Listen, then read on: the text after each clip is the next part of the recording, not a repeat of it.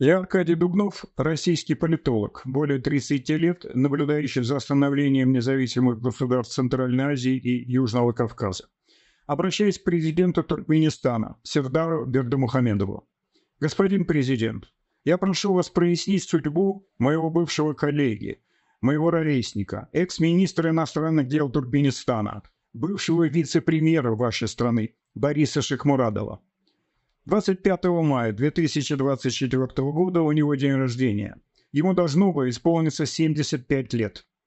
Но у нас, его друзей, его жены, детей и внуков нет никакой возможности поздравить Бориса с юбилеем. Более того, уже больше 20 лет нам абсолютно ничего не известно о нем. Мы не знаем, жив он или мертв. Если жив, то в каком состоянии? А если его нет в живых, то мы хотим знать, когда и при каких обстоятельствах его не стало.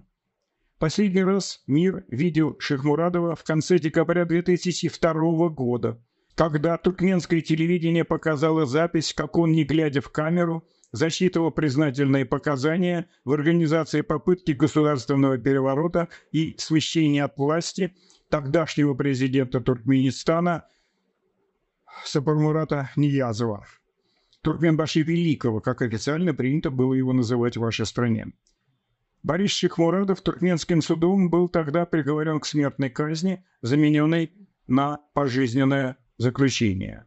С тех пор Шихмурадова в тюрьме не допускали ни врачей, ни адвокатов, ни родственников, никого, кто мог бы рассказать о его состоянии и передать от него хотя бы какую-нибудь весточку.